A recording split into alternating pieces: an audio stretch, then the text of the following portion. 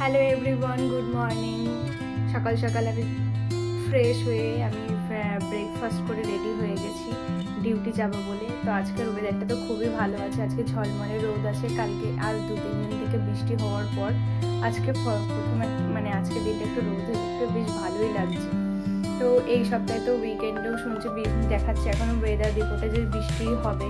এখন জানি না কতদূর কী হবে, বাট এই ঠান্ডা গরম করে একটু তো সবারই একটু শরীরটা একটু এদিক ওদিক হয়, খারাপ হচ্ছে। যেহেতু আগের বছরও আমার এই টাইমটাতে একটু শরীরটা খারাপই হয়েছিল, ওই জন্য এখন একটু যতই গরম পড়ুক আর ঠান্ডায় পড়ুক একটু দেখে শুনে সাবধানে থাকতে লাগবে।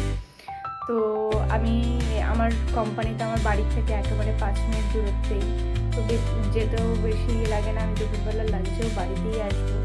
তো বাড়ি এসে 50 মিনিট সময় থাকে, 50 মিনিটে এনাফ হয়ে যায় আমার জন্য। যে এসে বাড়ি এসে লাঞ্চ করে আমি কিছুক্ষণ বসে রেস্ট করে তারপরেও আমি যেতে পারি ডিউটিতে। তো আমি আবার যাবো ডিউটির থেকে আবার 5টায় শেষ হবে, 5টায় শেষ হলে বাড়ি আসবো। বাড়ি এসে আজকের মতন শেষ হবে ডিউটি। তো টাটা বাই বাই। এখন আমি যাব সাইকেল নিয়ে, আবার দেখা। Hello guys, good afternoon. আমি এখন চলে এসেছি 12টা বাজে। তো এখন আমি চলে এসেছি লাঞ্চে বাড়িতে। তো আজকে লাঞ্চে আছে সয়াবিন, ভাত আর একটু আছে, এটাই আজকে আমি লাঞ্চ করে নেব। তো আবার দেখা হবে পরের আরও একটা ভিডিওতে। হ্যালো এভরিওয়ান, আমি আবার চলে আসলাম নতুন আরও একটা ভিডিও নিয়ে। তো আমি অলরেডি ডিউটি থেকে তো বাড়ি চলে এসেছি। বাড়ি এসে একটু রেস্ট করে আমি চলে এসেছি আমার কিচেনে। তো আমি রান্না এবার শুরু করতেই হবে, দেখে তো বুঝতেই পারছেন রান্না করতে এসেছি। তো আজকে আমি রান্না করবো রুই মাছ।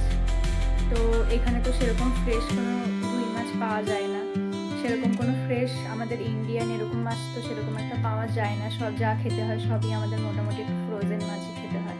তো এসে আমি ফ্রোজেন মাছটাকে বের করে নিয়েছি, এখন সেটাকে একটু ক্লিন করে দেন একটা রুই মাছের সিম্পল ঝোল বানাবো।